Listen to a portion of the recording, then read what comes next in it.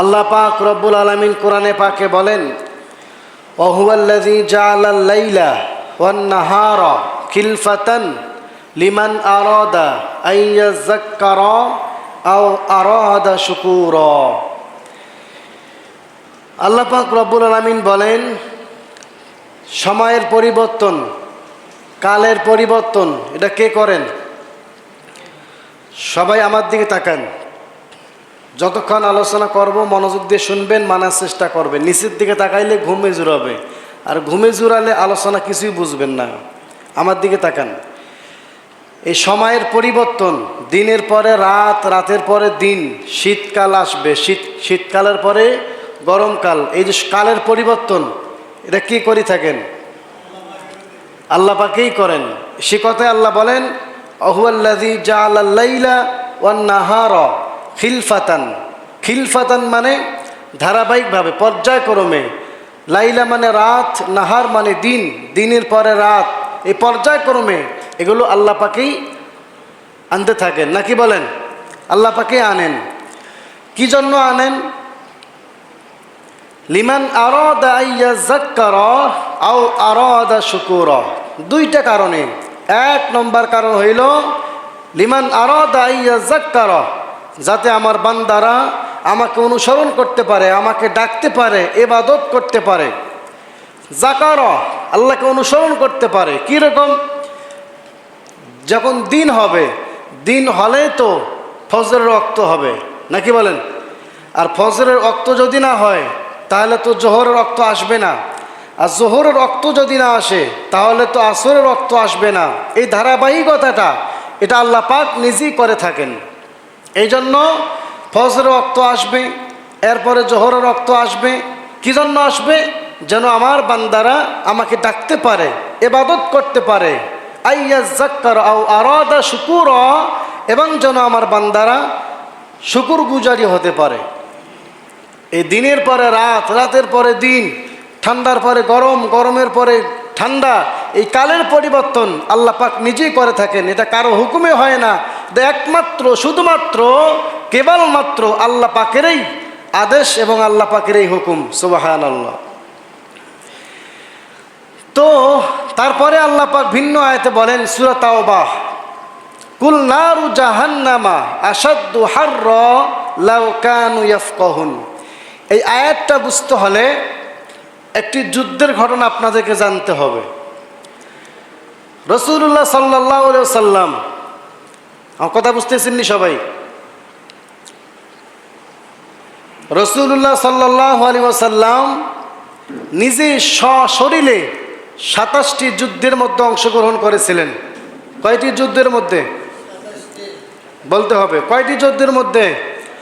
হ্যাঁ, 27টি যুদ্ধের মধ্যে সশরীরে নিজে তরবারি হাতে নিয়ে যুদ্ধে অংশগ্রহণ করে কাফেরদের মোকাবেলায় যুদ্ধ করেছিলেন। যে সব থেকে বড় কথা হইল,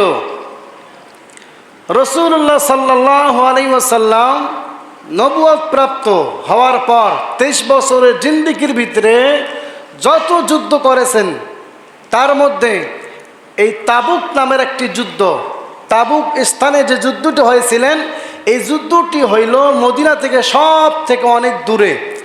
অর্থাৎ যত যুদ্ধ অংশগ্রহণ করেছেন তার মধ্যে সব থেকে দূরত্বের যে পথ, এটা ছিল কি? এই তাবুকের যুদ্ধ।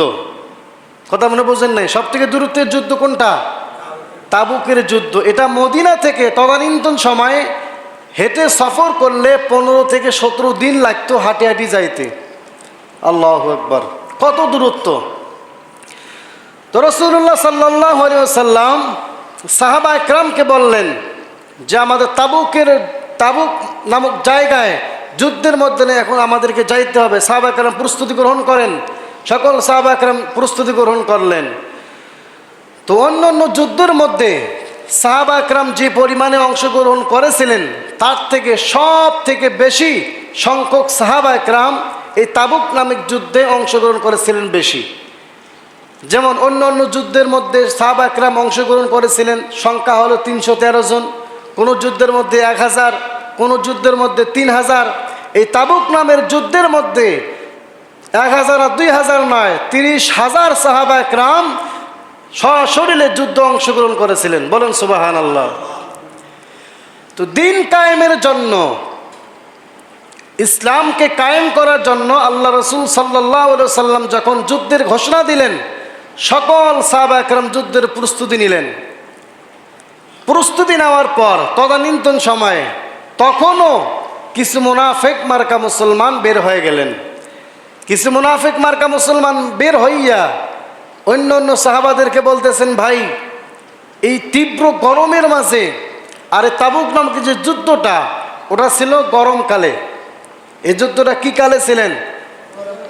গরমকালে। এখন যে গরম, এখন কি গরম? এটা তো আমাদের বাংলাদেশের স্বাভাবিক গরম। এমনিতে স্বাভাবিকভাবে বাংলাদেশ থেকে আরব দেশগুলোতে কি হয়, গরমের তাপমাত্রা অনেক বেশি হয়। তো এখন তো আধুনিক যুগ, আধুনিক যুগ হওয়ার পরেও আরব দেশের মধ্যে অনেক রাস্তার মধ্যে কি বলে এসি লাগানো আছে, বিভিন্ন রুমে এসি লাগানো আছে, রাস্তার দুপাশে গাছ লাগানো আছে, কত আধুনিক হয়েছে। এরপরেও কি আরব দেশের মধ্যে তাপমাত্রা অনেক বেশি। কিন্তু আজ থেকে প্রায় ১,৫০০ বছর আগে রাসূলুল্লাহ সাল্লাল্লাহু আলাইহি সাল্লামের যুগে, যখন কোনো এসি ছিল না, যখন কোনো গাছ ছিল না, রাস্তার কোনো কুল কিনারা ছিল না, শুধু পাথর আর পাথর আর পাথর, রোদের তাপমাত্রা পড়েছিলেন, ওই তদানীন্তন সময়ে গরমের তাপমাত্রা কেমন ছিল এবার দেখেন। এখনও যদি এই তাপমাত্রা হয়, তো ১,৫০০ বছর আগে গরমের তাপমাত্রা কেমন ছিলেন? তো ওই সময়েও কিছু মুনাফিক মার্কা মুসলমান বের হইয়া গেলেন। বের হইয়া বাকি সাহাবাদেরকে বলতেছেন, ভাই এই তীব্র গরমের মাঝে আপনারা যে তাবুকের যুদ্ধের মধ্যে অংশগ্রহণ করার জন্য রওনা হইতেছেন, এখান থেকে মদিনা থেকে 15 দিন লাগাইয়া সফর করতে হবে। আমার তো মনে হয়, মানে মুনাফিক বলতেছে, আমার তো মনে হয় এই মদিনা থেকে তাবুক নামের স্থানে যাওয়ার আগে আপনারা গরমের তাপমাত্রা মরে পচে গলে যাবেন। কে বলতেছেন? মুনাফিক সাহাবীরা বলতেছেন। তো মুনাফিক সাহাবীদের চক্রান্তে কোনো সাহাবা একরামকে দুর্বল করতে পারে নাই। সকল সাহাবা একরাম ইমানের তেজে, ইমানের বলে বলিয়ান হইয়া নবীজির প্রেম ও ভালোবাসা নিয়ে যুদ্ধের সকল অস্ত্র শস্ত্র নিয়ে ৩০,০০০ সাহাবা একরাম এবং নবীজি সাল্লাল্লাহু আলাইহি সাল্লাম নিজেই সশরীরে যুদ্ধে রওনা হচ্ছেন। সুবহানাল্লাহ। তো মুনাফিক মার্কা যে কিছু মুসলমান ওই এখান থেকে বের হইয়া গেলেন, তাদের অজুহাত দেখালেন যে এত গরম, এই গরমের মাঝে আমরা যাইতেও পারবো না, আর আমরা যুদ্ধ করতেও পারবো না। তখন আল্লাহ পাক রব্বুল আলামিন এই আয়াত নাজিল করলেন, কুল নারু, আল্লাহ পাক নবীকে বলছেন, কুল, হে নবী আপনি তাদেরকে বলেন, নারু জাহান্নামা আসাদ্দু হাররা, যে এই দুনিয়ার গরম থেকে জাহান্নামের আগুনের গরম আরো অনেক ভয়ানক, আরো অনেক বেশি। যদি তোমরা দুনিয়ার গরমটাকে উপেক্ষা করে জিহাদের ময়দানে অংশগ্রহণ করতে পারো, দুনিয়ার গরমটাকে উপেক্ষা করে মসজিদে এসে নামাজ পড়তে পারো, তাহলে নারু জাহান্নামা, জাহান্নামের গরম থেকে অর্থাৎ জাহান্নামের আযাব থেকে আমি আল্লাহ তোমাদেরকে মাফ করে দেব। এই আয়াত আল্লাহ পাক রব্বুল আলামিন তখন নাজিল করলেন মুনাফিকদের বিরুদ্ধে। এই জন্য মুনাফিক সাহাবী যারা ছিলেন, এরা নবীজির যুগেও ছিলেন, আমাদের যুগেও আছে, আছে না? আমাদের যুগেও আছে কিছু মুনাফিক মার্কা মুসলমান। এই জন্য মুনাফিক মার্কা মুসলমান হওয়া যাবে না। এখন প্রচণ্ড গরম পড়তেছে, আমাদের উত্তরবঙ্গেও অনেক গরম। আপনারা বিভিন্ন মিডিয়ার মাধ্যমে বিভিন্ন খবর পত্রপত্রিকা আপনারা দেখতেছেন, উত্তরবঙ্গের গরমের তাপমাত্রা অনেক বেশি। এখন প্রচণ্ড গরম পড়তেছে, আমাদের উত্তরবঙ্গেও অনেক গরম। আপনারা বিভিন্ন মিডিয়ার মাধ্যমে বিভিন্ন খবর পত্রপত্রিকা আপনারা দেখতেছেন, উত্তরবঙ্গের গরমের তাপমাত্রা অনেক বেশি। তো এত গরমের মাঝেও আমরা আমাদের ব্যক্তিগত জীবনের, সাংসারিক জীবনের, পারিবারিক জীবনের কোনো কিছু কি বন্ধ আছে? আপনারা বলেন যে এত যে তাপমাত্রা গরমের, এই গরম এত বেশি গরম, এই জন্য আমি সংসার করতাম না, এরকম আসেনি কেউ? যে এত পরিমাণ গরম, দূর আমি বাজার করতাম না, এত পরিমাণে গরম, না আমার স্ত্রীর সঙ্গে কথা বলতাম না, এই কোনো কিছু কি বাদ আসেনি? কোনো কিছু বাদ নাই। কিন্তু গভীরভাবে তাকাতে হবে, গরম বেশি হইলে স্কুল কলেজ মাদ্রাসা সব বন্ধ, ঠান্ডার সময় ঠান্ডা বেশি হলে স্কুল কলেজ মাদ্রাসা সকল বন্ধ, এর পিছনে রহস্য আছে কিনা বলেন? এর পিছনে অবশ্যই রহস্য আছে। এগুলো আমাদেরকে গভীরভাবে চিন্তা করতে হবে। গরমের কারণে আমাদের সাংসারিক কোনো কিছু বন্ধ নাই, বাজার বন্ধ নাই, স্ত্রীর সঙ্গে সময় দেওয়াটা বন্ধ নাই, সন্তানাদির বন্ধ নাই, খেতে খামারে কাজ বন্ধ নাই। তো গরম কি হয়েছে? শুধু নামাজের ক্ষেত্রে আইলে কি ও মাগু, এই গরমে বুঝি মানুষ মসজিদে যায়? কিছু মুসল্লি কি কয়, এই গরমে বুঝি মানুষ মসজিদে যায়? তো কোন গরমে মানুষ মসজিদে যায় আপনি বলেন? মানে কোন গরমে মানুষ মসজিদে যাবে আপনি বলেন? এগুলো কিছুই না, এগুলো আছে কি ওই যে বললাম ঘটনা, মুনাফিক মার্কা মুসলমান, এরা হচ্ছে এই যুগের মুনাফিক। এরা গরমের অজুহাত দিয়ে নামাজ ত্যাগ করার একটা ওসিলা বাইর করে। গরমের অজুহাত দেখাইয়া এরা কি করে, ইবাদত থেকে দূরে চলে যায়। গরমের অজুহাত দেখাইয়া মসজিদ মাদ্রাসা থেকে তারা অনেক দূরে চলে যায়। আসলে কোনো গরম না, এটা হচ্ছে কি শয়তানি, এটা হচ্ছে মুনাফিকি। এগুলোর থেকে আমাদেরকে বিরত থাকতে হবে। তো আল্লাহ পাক রব্বুল আলামিন আমাদেরকে সকল যত গরম হোক না কেন, সকল গরমের মাঝেও আল্লাহ পাকের গোলামির থেকে যেন আল্লাহ পাক আমাদেরকে মাহরুম না করে, বলেন আমিন। কৃষিজীবী ভাইরা কি করে, নিজের মুখের হাসিরা পর্যন্ত ভুলে গেছে স্ত্রী মুখে হাসি ফুটানোর জন্য। অনেক কৃষিজীবী ভাই আছে, সে ভালো পোশাক পরতে পারে না, সন্তানের ভালো পোশাক পরানোর জন্য খেতে মাঠে ঘাটে কাজ করতে থাকে, ঠিক না? কি জন্য করে? সংসারের জন্য করে। তো আল্লাহ পাক রব্বুল আলামিন ভিন্ন আয়াতে বলেন, হাসরের ময়দানে যখন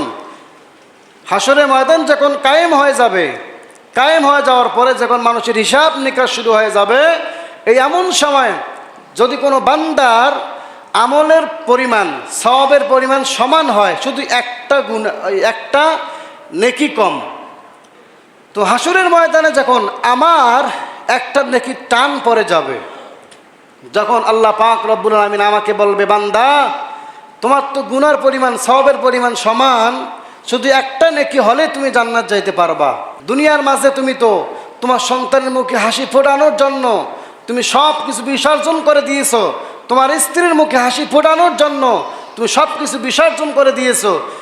দুনিয়ার লাইনে তোমার যারা ছিল, এখন তুমি তাদের কাছে যাও আর একটা নেকি নিয়ে আসো। যদি আনতে পারো তাহলে আমি আল্লাহ একটা নেকির ওসিলায় আমি আল্লাহ তোমাকে জান্নাত দিয়ে দেব। তখন ওই বান্দা হাসরের ময়দানে আল্লাহ পাক রব্বুল আলামিন যখন বলবে, ও বান্দা তোমার গুনার পরিমাণ এবং সওয়াবের পরিমাণ সমান হয়ে গেছে, আর একটা নেকি যদি কোথার থেকে আনতে পারো, একটা নেকির বিনিময়ে আমি আল্লাহ তোমাকে জান্নাত দিয়ে দেব।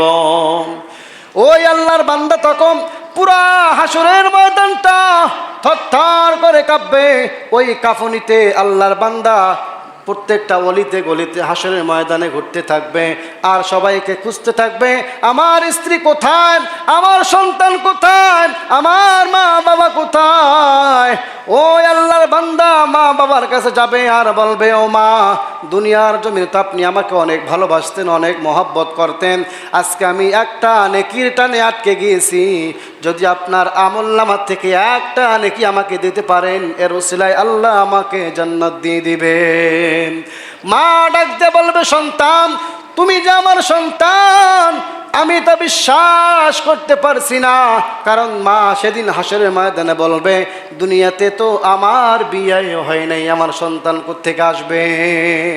ওখান থেকে মাহরুম হয়ে অন্যদিকে চলে যাবে আর খুঁজতে থাকবে আমার ছেলে সন্তানরা কোথায়, যে ছেলে সন্তানকে সুন্দর পোশাক পরানোর জন্য আমি বাবা নিজে সুন্দর পোশাক পরতে পারি নাই। ওই আল্লাহর বান্দা সন্তানের কাছে যাবে আর বলবে, ও সন্তান, আজকে আমাকে একটা নেকির টান লেগে গেছে, আমাকে একটা নেকি দাও। ওই আল্লাহর বান্দার কথা শুই না সন্তান তখন বাবাকে অস্বীকার করবে, বাবাকে বাবা বলে পরিচয় দিবে না। ওখান থেকে আবার মাহরুম হয়ে ওই আল্লাহর বান্দা তার স্ত্রীর কাছে যাবে, স্ত্রী কাছে যাইয়া বলবে, ও বেবি গো, তোমাকে দুনিয়ার জমিনে কতই না ভালোবাসতাম, কতই না আদর করতাম, তোমার মুখে হাসি ফোটানোর জন্য আমি নিজের হাসিটাই ভুলে গেছিলাম। ও আমার প্রাণের বিবি, দয়া করে আমাকে একটা নেকি আজকে দাও, একটা নেকির কারণে আমি আজকে জাহান্নামের আসামি হয়ে আটকে আছি। স্ত্রী ডাক দেয়া বলবে, ও স্বামী গো, তুমি যাওয়ার স্বামী তা আমি বিশ্বাস করতে পারতেছি না। স্ত্রীও সেদিন স্বামীকে অস্বীকার করবে, স্বামীকে স্বামী বলে পরিচয় দিবে না। ওই আল্লাহর বান্দা সেদিন মাহরুম হয়ে হাসরের ময়দানে কান্না করে করে হাউমাউ করে কান্না করবে, হাসরের ময়দানে ঘুরবে। সেদিন হাসরের ময়দানে কোনো বান্দা কাউকে একটা নেকি দিয়ে সহযোগিতা করবে না। কেমন কঠিন হাসরের ময়দান! অথচ দুনিয়ার মধ্যে তাকালে আমরা দেখতে পাই কত মানুষ স্ত্রীকে কত ভালোবাসে, সন্তানকে কত ভালোবাসে।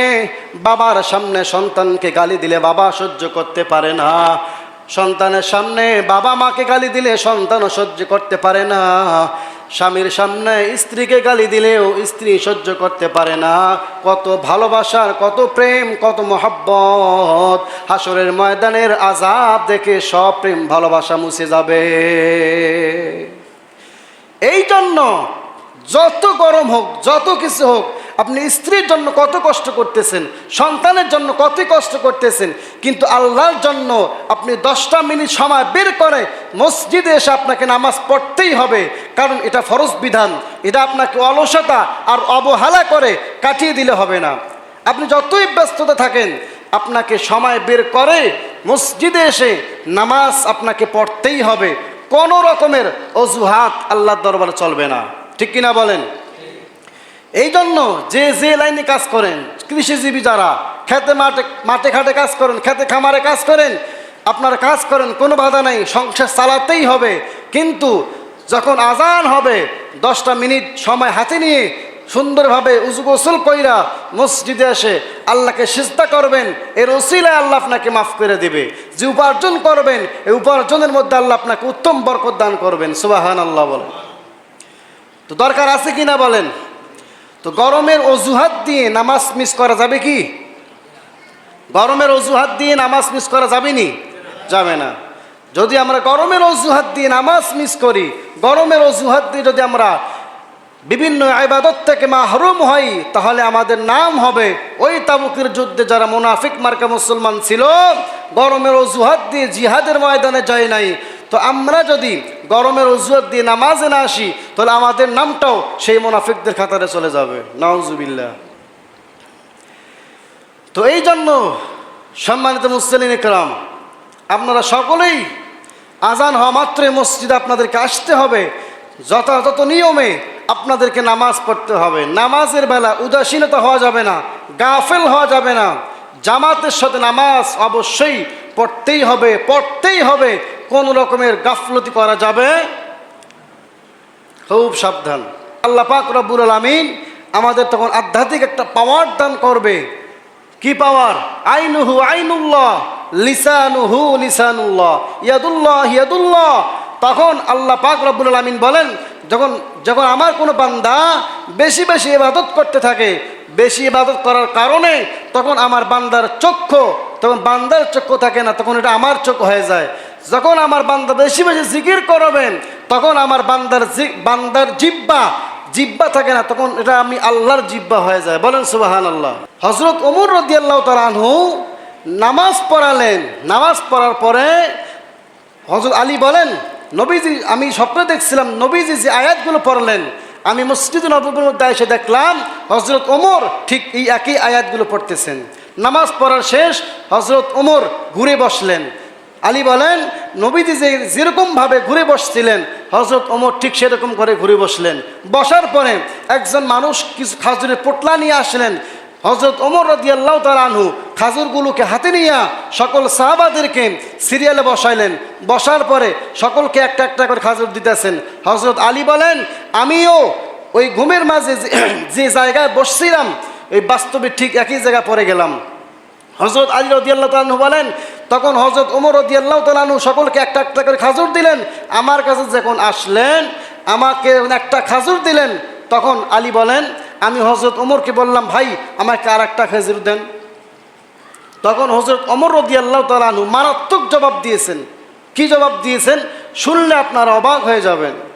আল্লাহ রাসূল, আল্লাহ নবীর সাহাবী হযরত ওমর রাদিয়াল্লাহু তাআলা আনহু বলেন, ও আলী, তুমি তো আমার কাছে একটা খেজুর চাইলা, কিন্তু ওমর রাদিয়াল্লাহু তাআলা আনহু বলেন, আজকে রাতে তো রাসূলুল্লাহ সাল্লাল্লাহু আলাইহি সাল্লাম তোমাকে একটা খেজুর দিয়েছিলেন, তো আজকে আমি ওমর তোমাকে দুইটা খেজুর আমি কেমনে দেব? সুবহানাল্লাহ। তার মানে কি হযরত আলী রাদিয়াল্লাহু তাআলা আনহু যে স্বপ্ন দেখেছিলেন, এই একই স্বপ্ন কে দেখছেন? হযরত ওমরও দেখেছেন। সুবহানাল্লাহ। এই হযরত ওমর রাদিয়াল্লাহু তাআলা আনহুর চোখের পাওয়ার, তাদের প্রত্যেকটা সাহাবের চোখের পাওয়ার, তাদের আধ্যাত্মিক পাওয়ার কীরকম ছিলেন। হযরত ওমর রাদিয়াল্লাহু তাআলা আনহু বলেন, ইসলাম ধর্ম গ্রহণ করার আগে, মানে হযরত ওমর রাদিয়াল্লাহু তাআলা আনহু যখন ছোট ছিলেন, কি ছিলেন? ছোট ছিলেন, অর্থাৎ ইসলাম ধর্ম গ্রহণের অনেক আগে। হযরত ওমর রাদিয়াল্লাহু তাআলা আনহু বলেন, আমি এক মহিলার ছাগল চড়াইতাম। কি চড়াইতাম? ছাগল চড়াইতাম। কিন্তু প্রত্যেক দিন আমি ছাগলকে মাঠে ঘাটে ঘাস খাওয়াইয়া যখন সন্ধ্যাবেলা ছাগলকে বাড়িতে নিয়ে আসতাম, প্রত্যেক দিন একটা দুইটা করে ছাগল নষ্ট হয়ে যাইত। কথা বোঝেন নাই? প্রত্যেকদিন কি হইতো? অনেক ছাগল, তো কোন ছাগল কোন দিকে দৌড় দেয়? ছাগল তো ছাগলেই। তো কোন ছাগল এক দুইটা কি হইতো? নষ্ট হয়ে যাইতো। যখন বাড়িতে আসতো, যে মহিলা ছাগল পালতো ওই মহিলা আবার একটু বকাবকি করতেন। হযরত ওমরের আব্বার নাম ছিলেন খত্তাব। এই খত্তাব তখন ওমরকে বলতেছেন, আহারে ওমর, তোমাকে নিয়ে আমি আছি এক বিপদে। তুমি যে মালিকের কাজ করো, ছাগলকে তুমি ঘাস খাওয়াও, একটা ছাগল তুমি একটা দিনও তুমি ছাগলগুলোকে ঠিকভাবে আনতে পারো না, প্রত্যেকটা দিন এক দুইটা করে ছাগল তুমি নষ্ট করো। তখন ওই খত্তাব বলেন, হযরত ওমরকে বলেন, ছোট বাচ্চা তো, ওমরকে বলেন যে তুমি কি করে খাইবা দুনিয়ায়? তুমি একটা কিছু ছাগল চড়াইতেই পারো না, তুমি দুনিয়াতে কিভাবে উপার্জন করবা, কিভাবে ব্যবসা বাণিজ্য করবা, এত কিছু মনে রাখবা কিভাবে? তখন হযরত ওমর রাদিয়াল্লাহু তাআলা আনহু বলেন যে আমি ছিলাম সেই ওমর, কিছু ছাগল চড়াইতে যাইয়া প্রত্যেক দিন এক দুইটা করে ছাগল নষ্ট হয়ে যাইতো। আর আজকে রসুলের সোহবতে আইসা, নবীজির সোহবত পাইয়া আমি সেই ওমর, পুরো অর্ধ জাহানের খলিফা আল্লাহ আমাকে বানাই দিয়েছেন। সুবহানাল্লাহ। কি বুঝলেন? যে ওমর কিছু ছাগল চড়াইতে যাইয়া হিসাব নিকাশ রাখতে পারতো না, কিন্তু ওই ওমর ইসলাম গ্রহণের পরে রসুলের সোহবতে আইসা ওই ওমর এখন কি পুরো অর্ধ জাহানের বাদশাহ হয়ে গেছেন। সুবহানাল্লাহ, সুবহানাল্লাহ। এই জন্য আল্লামা ইকবাল রহমাতুল্লাহ আলাইহি বলেন, নবীজিকে উদ্দেশ্য করে বলেন, হে রাসূল, যে মানুষগুলো ছিলেন নিজেই পথহারা, যে মানুষগুলো ছিল কি নিজেই পথহারা, কিন্তু রসুল আপনার সোহবত পাইয়া সেই মানুষগুলো এখন হয়েছেন হাজার ও হাজার মানুষের পথ প্রদর্শক। সুবহানাল্লাহ, সুবহানাল্লাহ। কথাটা মনে বোঝেন নাই? কথাটা বুঝছেননি? সাহাবা আকরাম কি ছিলেন? আগে নিজেই পথহারা ছিলেন, কিন্তু রসুলের সোহবতে এখন তারা কি নিজেই প্রত্যেকটা সাহাবী হাজার হাজার মানুষের কি পথ প্রদর্শক। সুবহানাল্লাহ। এটা কিসের বরকত? রাসূলের সোহবত, নবীজির সোহবতের বরকতে। এই জন্য এই যুগে তো নবী রাসূল আসবে না, আলেমদের সোহবত নিতে হবে, আলেমদের চেহারার দিকে বেশি বেশি তাকাতে হবে। আমাদের হুজুরে বলতেন যে 5 ওয়াক্ত নামাজ পড়া শুধু এই দোয়াটা করবেন যে আল্লাহ আমার কবরটা যেন একজন আলেমের সাথে আমার জন্য কবর হয়। সুবহানাল্লাহ। কি বলছেন হুজুরে? যে দোয়া করবেন যারা সাধারণ মানুষ, আপনাদের দোয়া করা দরকার যেন আল্লাহ আমার কবরটা যেন একটা আলেমের সাথে কবর হয়। এই জন্য দোয়া করা দরকার। কারণ যদি আলেমের সাথে কবর হয়ে যায়, হাসরের ময়দানে যদি আপনি আলেমের সাথে উঠতে পারেন, এর বরকত আল্লাহ আপনাকে মাফও করতে পারেন। এই জন্য আলেম বিদ্বেষী হওয়া যাবে না, আলেমদেরকে ভালোবাসতে হবে, আলেমের চেহারার দিকে তাকাই থাকতে হবে। আলেমের চেহারার দিকে তাকালেও কি গুনাহ মাফ? সগীরা গুনাহ মাফ। সুবহানাল্লাহ। এই জন্য আপনারা সকলেই 5 ওয়াক্ত নামাজ পড়বেন, আলেমদেরকে ভালোবাসবেন, কোনো গরমের অজুহাত দেখানো চলবে না। সকলকে বিনয়ের সাথে আহ্বান করব, 5 ওয়াক্ত নামাজ, রসুলের আদর্শ এবং নবীজির প্রেম ও ভালোবাসা, নবীজির আদর্শ নিয়েই আমরা আমাদের জীবনকে অতিবাহিত করব। আল্লাহ পাক রব্বুল আলামিন আমাদের সবাইকে রসুলের আদর্শে জিন্দেগি করার তৌফিক দান করে। সকলে অন্তর খুলে বলুন আমিন।